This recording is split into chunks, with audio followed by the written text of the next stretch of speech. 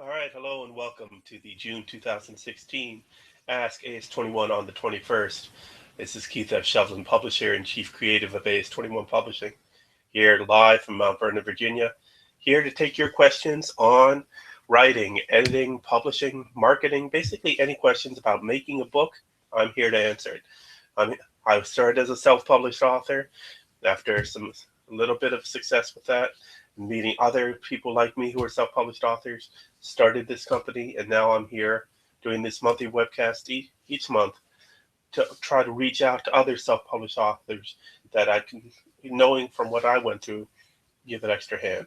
Now, right now, we're currently broadcasting here on YouTube, and we're about to start on Periscope.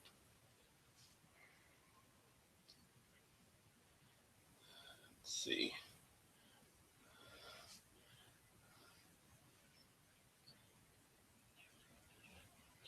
And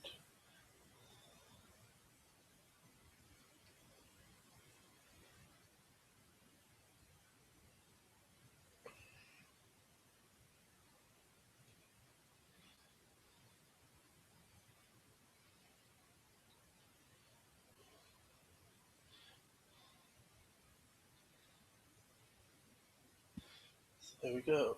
Tap, tap.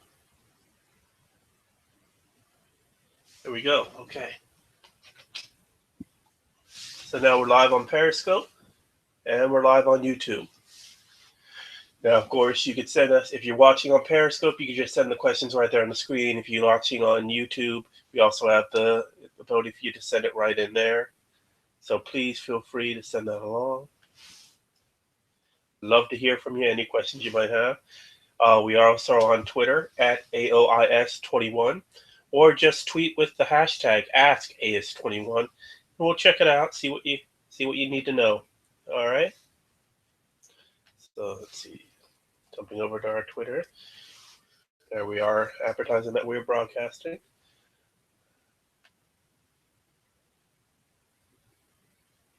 Okay. And checking the hashtag AskAS21.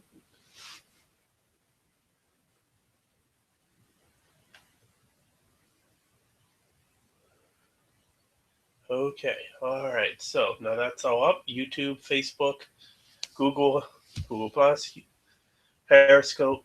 Any way you want to try to reach out to us, feel free to send it in. It is June 21st, 2016. Of course, we're AS21, so we do these webcasts on the 21st of every month. We've we miss a couple every once in a while for technical difficulties, bad weather. We have a little bit of a big thunderstorm rolling through the DC area right now, but I don't think it's enough to jeopardize us being able to do the webcast tonight. Now you notice not very well lit here, but that's because I personally am in the process of moving.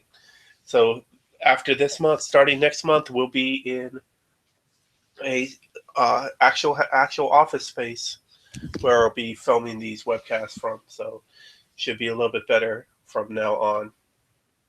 Make sure, yeah, I'm going through there, and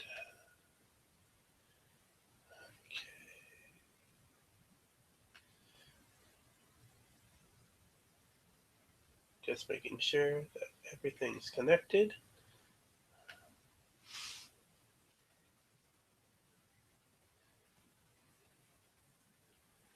And of course, we're in portrait. No, we're in landscape. Don't want to be in portrait. That's right. Okay, so it's June. Most of the spring book fairs have come to a close. Now, actually, what I want to talk about is something that came up in the news this past week. As you may, if you follow AS21, we do have a weekly podcast series that I host called Literally This Week, discussing the news topics of the past week in the literary world. Well, one of those stories this past week was from out of it's about the self-publishing firm BookBaby. BookBaby has decided to launch its own editing services now available for individuals, for self-publishers to be able to use. Previously, they didn't allow. Well, let me get the exact write-up here.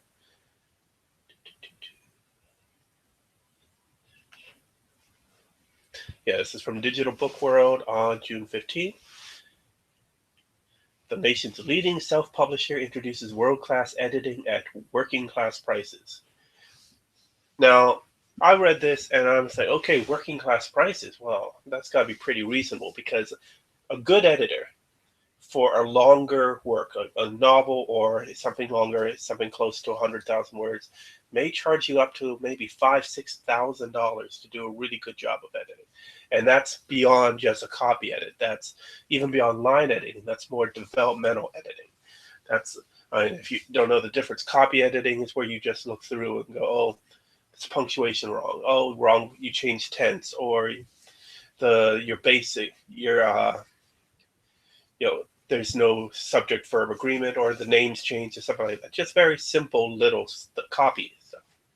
Then you got line editing where it's more like this paragraph doesn't work, or the sentence structure isn't right. Perhaps some rewording here. Then there's developmental editing where this plot doesn't work, or this chapter should be broken up into two, or these two chapters should be one, or this character is really unnecessary. So it's really you get what you pay for, what you decide to get in editing is what you get. So when I see them talk about working class prices, as they said in their press release, I said, okay, let's see how reasonable it is. And they say under $1,200 for copy editing for a 60,000 word book.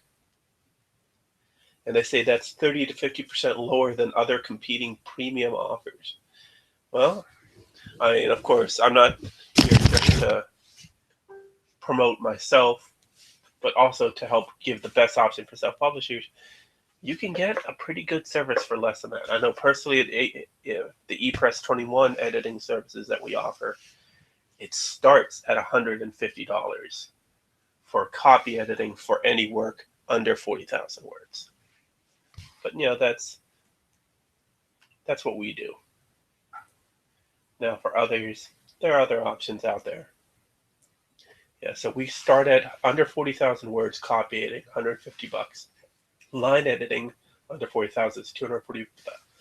So if it's a 60,000 word book that you're trying to get there, they're saying just under 1,200 for copy editing. Well, we're at $250, but obviously it's a big company. They call themselves the leading self-publisher, even though when I did work with self-publishing, I never worked with them. So personally, I don't have much experience with that company.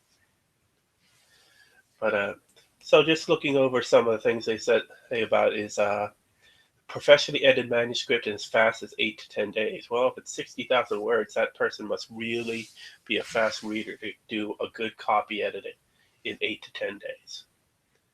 There's one thing you got to remind yourself of. When you're approaching editing, so you got to know the difference between editing and reviewing.